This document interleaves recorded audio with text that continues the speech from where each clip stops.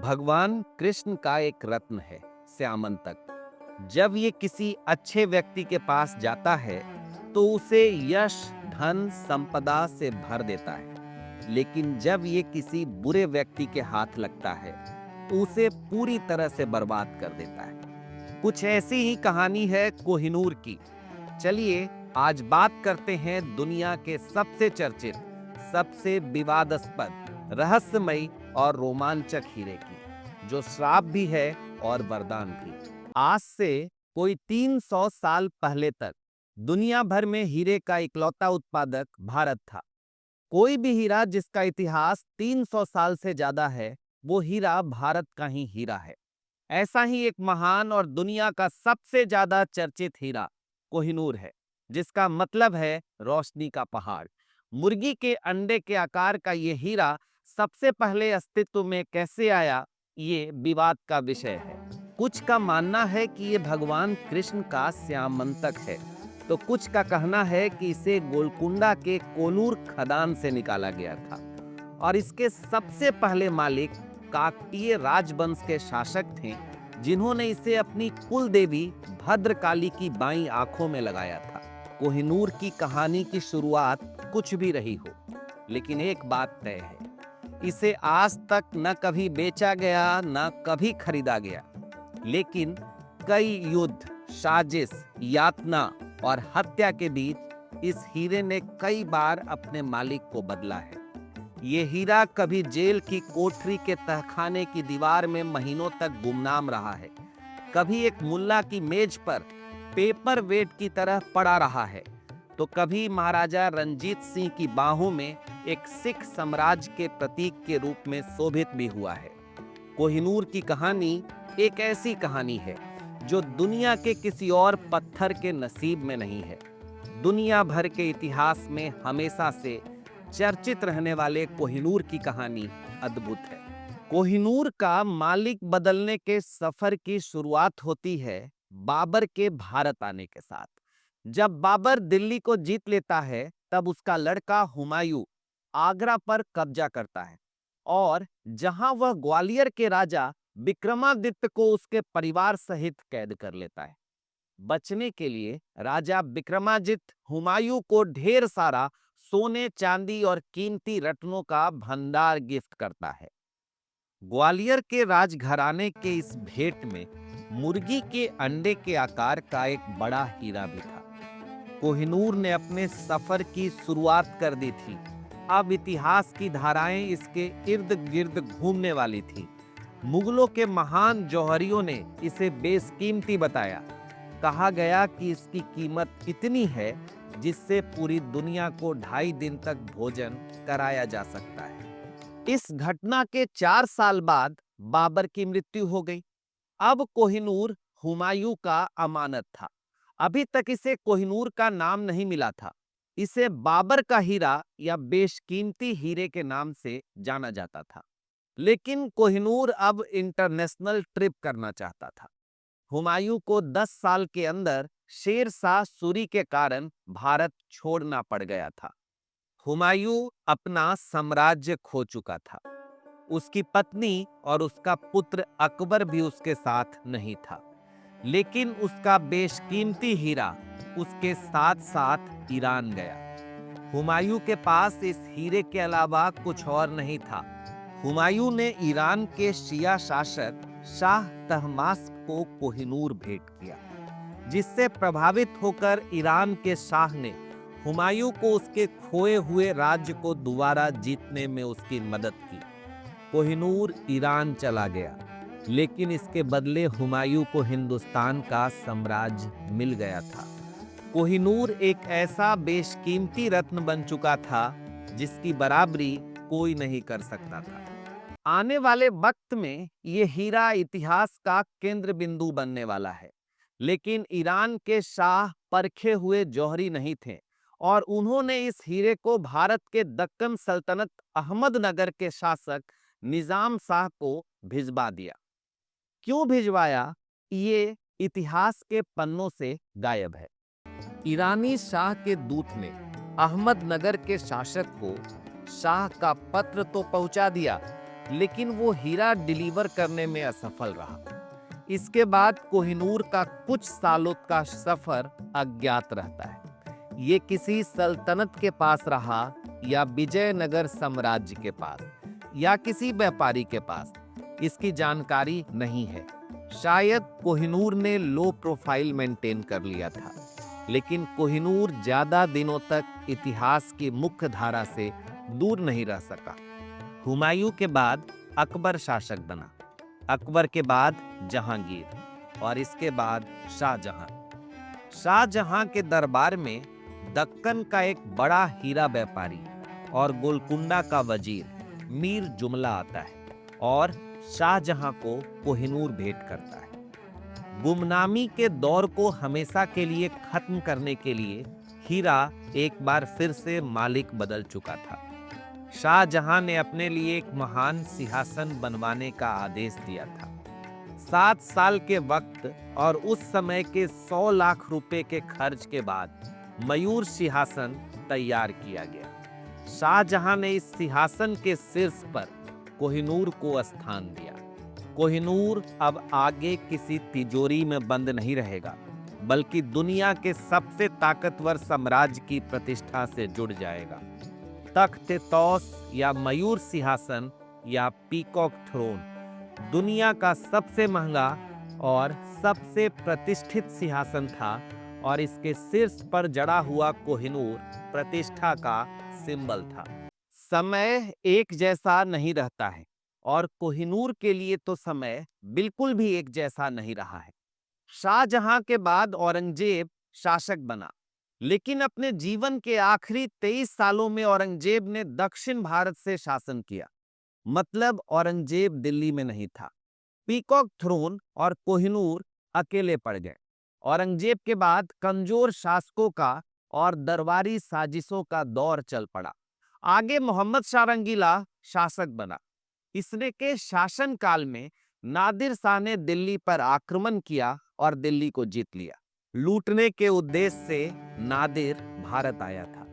उसने जम के दिल्ली को लूटा और जाते जाते अपने साथ पीकॉक थ्रोन और कोहिनूर भी लेके गया। कोहिनूर की ये दूसरी ईरान की यात्रा थी। पिछले बार सब शांतिपूर्ण हुआ था, लेकिन इस बार नहीं। इस बार कोहिनूर जहां जहां जाएगा उथल पुथल का दौर लाएगा। भारत से लौटने के बाद नादिर शाह बहुत अमीर हो चुका था और इस अमीरी के साथ साथ एक डर भी उसके जेहन में भर गया था। वो असुरक्षित महसूस करने लगा था और उसका भरोसा उसके अपने अंगरक्षकों से भी उठ गया था। भारत से लौटे हुए उसे कोई 10 साल भी नहीं हुए थे कि एक रात उसके कैंप में उसके अधिकारियों ने ही नादिर शाह की हत्या कर दी। नादिर सबसे ज्यादा भरोसा एक अफगानी अहमद शाह अब्दाली पर करता था। नादिर शाह की मृत्यु के बाद उसकी संपत्ति को लूटने की कोशिश शुरू हो गई, लेकिन अहमद शाह अब्दाली ने अपने पुराने मालिक की संपत्ति, उसकी हरम और साम्राज्य की रक्षा की। इनाम के तौर पर अहमद शाह अब्दाली को नादिर शाह की मुख्य बेगम ने कोहिनूर दिया। अब कोहिनूर कुछ साल अफगानिस्तान में बिताएगा। ईरान की दूसरी यात्रा में इस बेशकीमती हीरे को उसका अपना नाम मिला, कोहिनूर। ये नाम नादिर शाह का दिया हुआ है। अहमद खान अब्दाली कोहिनूर को अपने बाह में पहनता था और ये हीरा उसके लिए बहुत भाग्यशाली भी साबित हुआ। 24 साल की उम्र में अहमद खान अब्दाली एक कबीले के मुखिया से पूरे अफगानिस्तान का शासक बन गया और अब ये अहमद शाह अब्दाली के नाम से जाने जाना लगा। अब्दाली शायद ही कोई युद्ध हारा हो, लेकिन एक बीमारी उसके लिए एक दुश्मन बनकर उभरता है। उसके शासक बनते ही उसके चेहरे पर एक कैंसर का ट्यूमर हो जाता है, जो समय के साथ साथ बढ़ता जाता है। पानीपत के युद्ध के समय तक इसका नाक काटना पड़ गया था और उसकी जगह हीरे का एक विकल्प लगाया गया था। इसके बढ़ते साम्राज्य के साथ साथ उसका ट्यूमर भी बढ़ता गया और ये उसके गले से लेकर छाती तक फैल गया। इसी ट्यूमर के कारण उसकी मौत हो गई। इसके बाद इसका उत्तराधिकारी तैमूर शाह बनता है। अहमद शाह अब्दाली द्वारा स्थापित दुर्रानी वंश की प्रतिष्ठा धीरे धीरे समाप्त होने लगी। तैमूर शाह योग्य शासक था, लेकिन उसकी मृत्यु के बाद उत्तराधिकार का युद्ध छिड़ गया, जिसमें जमान शाह दुर्रानी विजयी हुआ। ये अपने दादा की तरह अपने राज्य के खाली खजाने को भरने के लिए भारत की तरफ रुख करता है। लेकिन अब भारत की राजनीति बदल चुकी थी। भारतीय क्षेत्रों में ईस्ट इंडिया कंपनी का प्रभाव बहुत बढ़ चुका था, और तो और भारत के उत्तरी पूर्वी क्षेत्र में एक महान व्यक्ति का उदय हुआ था, जो कोहिनूर की प्रतिष्ठा को उसके चरम पर पहुंचाने वाला था। महाराजा रणजीत सिंह के नेतृत्व में सिखों के तमाम मिसल एक होकर एक सिख साम्राज्य को बनाने वाले थे, जिसका प्रतीक कोहिनूर बनने वाला था। लेकिन कोहिनूर अब तक दुरानी वंश के शाह जमान के पास था। 1798 ईस्वी में जमान शाह ने पंजाब पर आक्रमण किया और लाहौर पर अधिकार कर लिया। इसी वक्त ईरान के शासक ने असुरक्षित दुर्रानी राज्य पर पीछे से आक्रमण कर दिया, जिसका जवाब देने के लिए शाह जमान लाहौर को छोड़कर हेरात के लिए जल्दबाजी में निकला। लेकिन इसी दौरान उसकी कुछ तोपें चिनाब नदी में गिर गईं। रंजीत सिंह ने उन तोपों को निकलवाकर सुरक्षित वापस भिजवा दिया। शाह जमान रंजीत सिंह से बहुत प्रभावित हुआ और उन्हें पंजाब के एक बड़े हिस्से का इंचार्ज बना दिया। 1799 ईस्वी में रंजीत सिंह लाहौर के किले पर अधिकार करते हैं। रंजीत सिंह इस वक्त केवल 19 साल के थे। बचपन में चेचक के शिकार होने के कारण एक आंख की रोशनी चली गई थी। चेहरे पर भी चेचक के बहुत निशान थे, लेकिन इनका साम्राज्य हर दिन मजबूत होता जा रहा था। दूसरी तरफ जमान शाह हर दिन कमजोर हो रहा था। ऐसा लगता है कि कोहिनूर अब फिर से भारत आना चाहता था और पहले से ही उसने अपने मालिक का चुनाव कर लिया है। 1800 ईस्वी तक शाह जमान को उसके अपने ही लोगों ने धोखा दे दिया।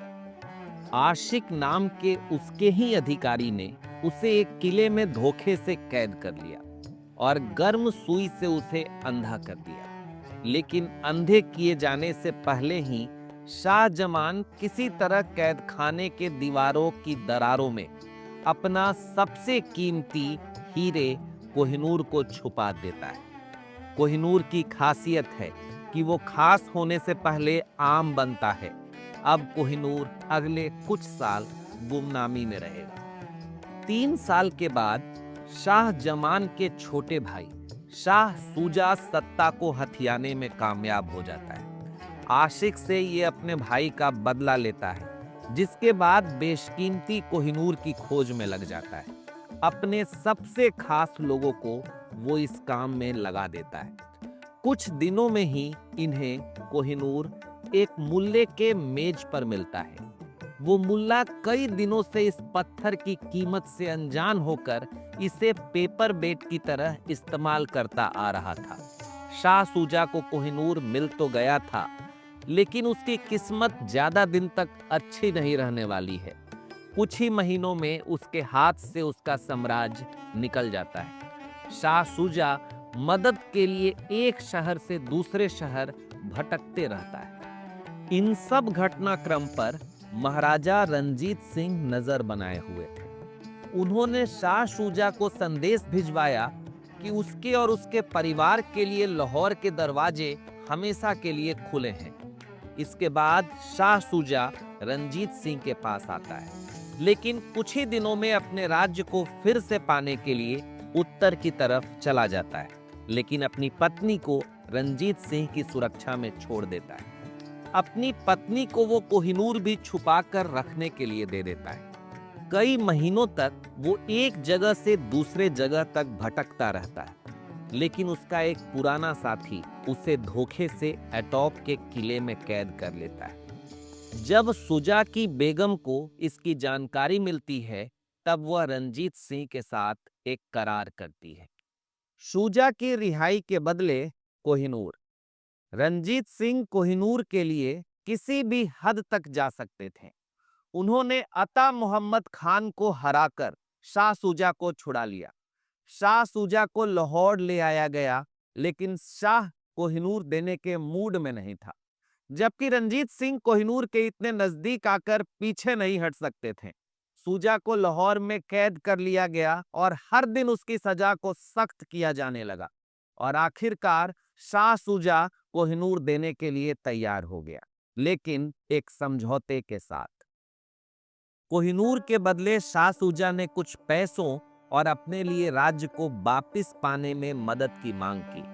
रंजीत सिंह गुरु ग्रंथ साहिब की कसम खाकर इन शर्तों को मान लेते हैं और इस दिन से कोहिनूर रंजीत सिंह के नाम के साथ जुड़ जाता है और अगले 36 सालों तक सिख साम्राज्य की संप्रभुता का प्रतीक बन जाता है। कोहिनूर अपनी प्रतिष्ठा के चरम को रंजीत सिंह की बाहों और उनके पगड़ी में बंध कर प्राप्त करता है। महाराजा और कोहिनूर दोनों की प्रतिष्ठा बढ़ती ही जाती है। महाराजा की लोकप्रियता, उनके राज्य की प्रतिष्ठा और सिख सेना का बाहुबल बढ़ता चला जाता है। लेकिन 1835 ईस्वी में महाराजा रंजीत सिंह को पहला स्ट्रोक आता है। जब तक महाराज इस स्ट्रोक से उबरते हैं, तब तक साल 1837 में दूसरे स्ट्रोक के शिकार हो जाते हैं।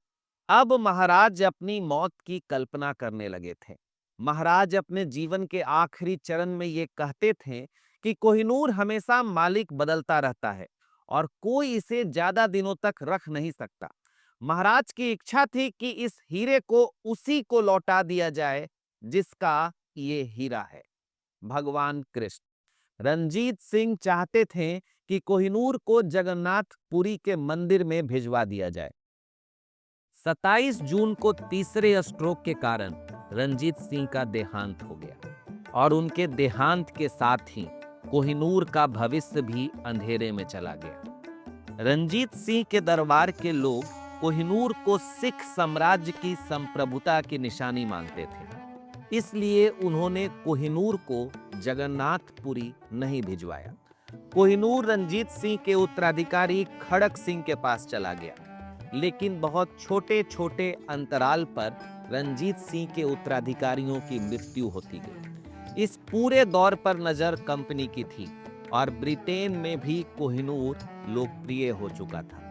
रंजीत सिंह द्वारा स्थापित सिख साम्राज्य के आखिरी शासक थे 10 वर्ष के दिलीप सिंह। ये आखिरी भारतीय भी थे जिनके हाथ में कोहिनूर था।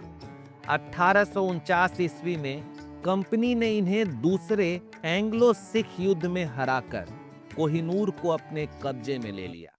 कोहिनूर अब एक आखिरी यात्रा और करेगा, एक ऐसी यात्रा जो इस बार कोहिनूर के रौनक को, उसकी चमक को हमेशा हमेशा के लिए खत्म कर देगा।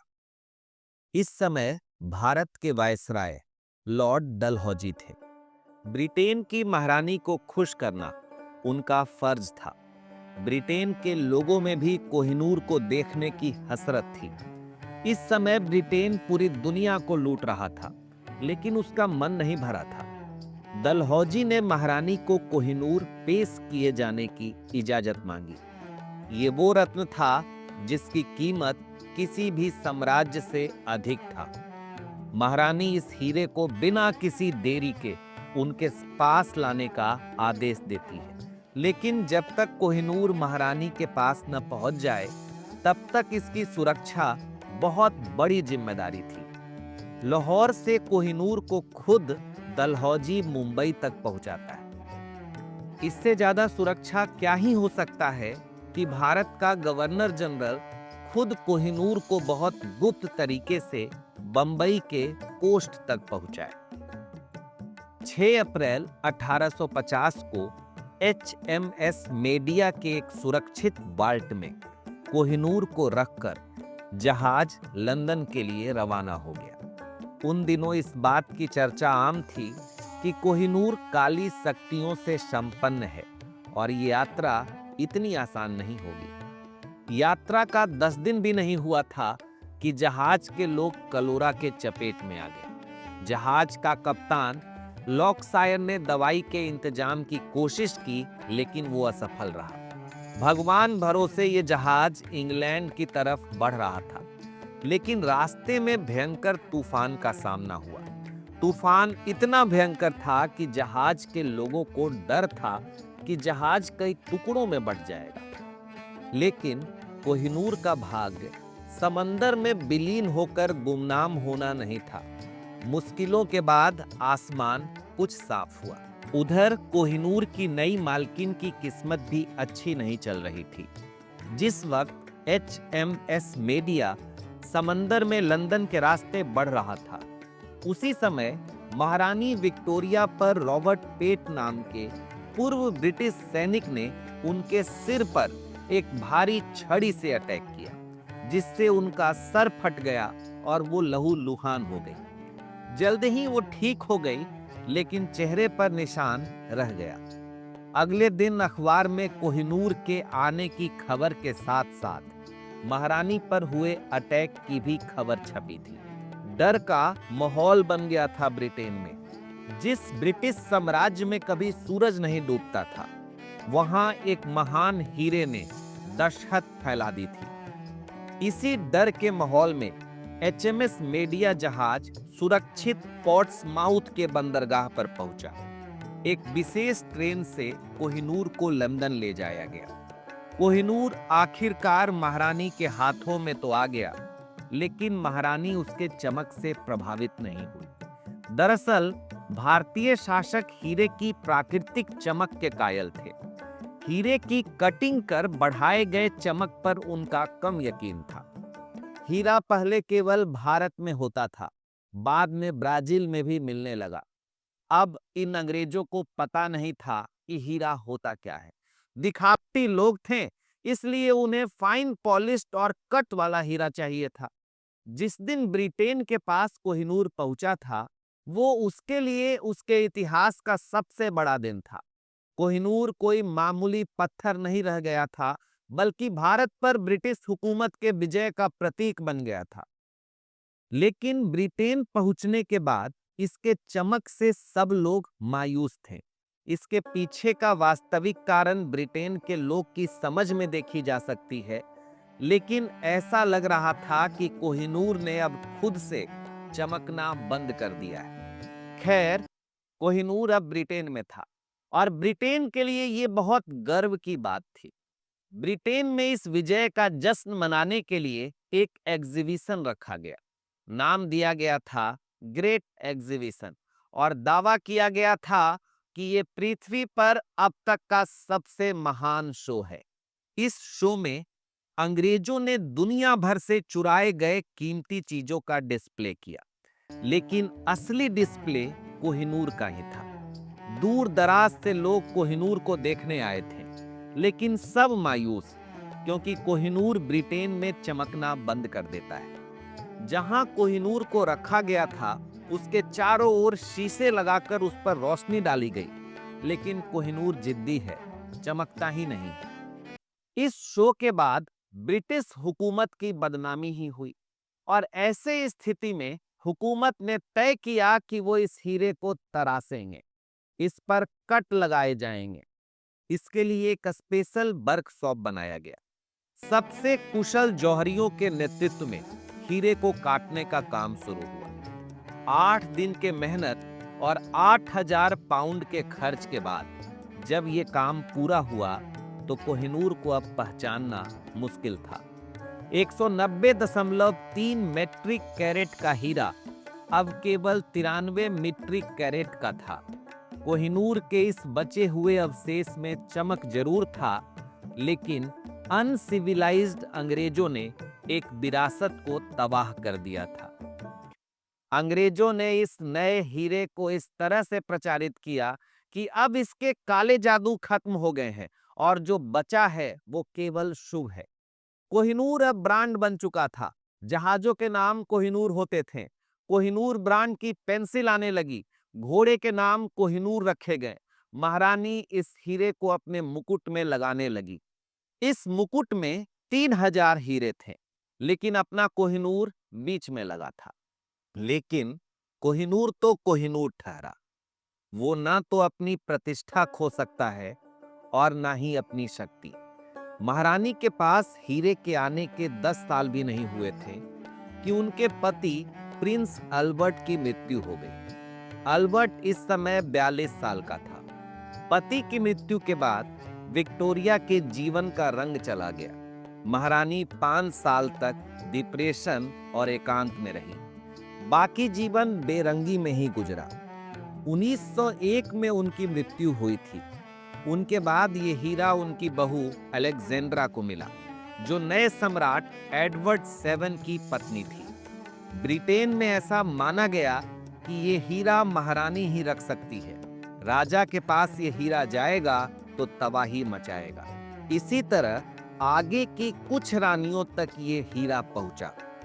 साल 1953 में एलिजाबेथ द्वितीय महारानी बनी। वो इस हीरे को पहनने का रिस्क नहीं लेना चाहती थी। उन्हें पता था कि कोहिनूर का जलवा आज भी बरकरार है। तब से आज तक कोहिनूर को टावर ऑफ लंदन के ज्वेल्स हाउस में सार्वजनिक रूप से प्रदर्शन के लिए रखा हुआ है। लेकिन अभी भी उसकी शक्ति और विवाद पैदा करने की क्षमता खत्म नहीं हुई है। और आप मेरी बात को नोट कर लीजिए, कोहिनूर हमेशा वहां नहीं रहेगा, क्योंकि वह जगह कोहिनूर की है ही नहीं। महाराजा रंजीत सिंह कोहिनूर के आखिरी वैध उत्तराधिकारी थे और उन्होंने ये स्पष्ट कहा था कि ये हीरा उसी को दे देना चाहिए जिसका है, मतलब जगन्नाथपुरी। आजादी के बाद इस हीरे को वापस लाने की बार बार बात उठी। भारत ही नहीं, ईरान, पाकिस्तान, अफगानिस्तान भी इसके लिए दावा करता है और ब्रिटेन से मांग करता है। भारत के द्वारा कोहिनूर मांगे जाने पर ब्रिटेन की सरकार कहती है कि हमने इसे एक संधि से पाया है और इस कारण कोहिनूर पर हमारा दावा वैध है। साल 2016 में सुप्रीम कोर्ट में एक एनजीओ ने याचिका डाली कि सरकार को आदेश दिया जाए कि कोहिनूर को भारत वापस लाने की कार्रवाई शुरू की जाए। भारत सरकार के पक्ष का बचाव करते हुए सॉलिसिटर जनरल रंजीत कुमार ने कहा कि कोहिनूर को ब्रिटेन ने न तो चुराया है, न ही जबरदस्ती छीना है, बल्कि महाराजा रंजीत सिंह ने तोहफे के रूप में 1849 ईस्वी में कंपनी को दिया है। मुझे पता नहीं कि ये सॉलिसिटर साहब रंजीत कुमार कौन है, लेकिन मुझे लगता है कि बेचारे उस समय भ्रम में थे। रंजीत सिंह की मृत्यु 1849 के एक दशक पहले हो गई थी और अंग्रेजों ने एक युद्ध के बाद एक 10 साल के लड़के के साथ संधि कर कोहिनूर लिया था। तो ये जबरदस्ती भी था और चोरी भी। ब्रिटिश सरकार कहती है कि वो संधि से कोहिनूर पाई है। बात है कि ब्रिटेन का दौर गए हुए अभी 75 साल से ज्यादा हो गया है, लेकिन इनकी चोरकटाई खत्म नहीं हुई है। इनसे ज्यादा संधि क्या किसी ने तोड़ा है? और तो और ये संधि एक 10 वर्ष के राजा और ईस्ट इंडिया कंपनी के बीच हुई थी। इस संधि के 8 साल बाद कंपनी तेल लेने चली गई और संधि भी तेल लेने चला गया। खैर, जब मीडिया में इस पर सबने चर्चा की तो 2016 में ही भारत सरकार ने सुप्रीम कोर्ट में एफिडेविट जमा किया कि सरकार का मानना है कि कोहिनूर भारत की संपत्ति है और हम इसे लाने के लिए दृढ़ संकल्पित हैं। लेकिन कानूनी रास्ते के द्वारा ये संभव नहीं है, इसलिए हम डिप्लोमेटिक रास्तों से कोहिनूर को भारत लाने की कोशिश करेंगे। मेरा मानना है कि जैसे भी बन पड़े कोहिनूर को भारत लाने की लगातार कोशिश होनी चाहिए। कोहिनूर बीत चुके इतिहास का अवशेष नहीं है। कोहिनूर भारतीय संप्रभुता का प्रतीक है और उसे वही होना चाहिए जो उसकी सही जगह है। आपको क्या लगता है, कोहिनूर की सही जगह कौन सी है? कमेंट करके बताइएगा और इस चैनल को जरूर सब्सक्राइब कर लीजिए। धन्यवाद।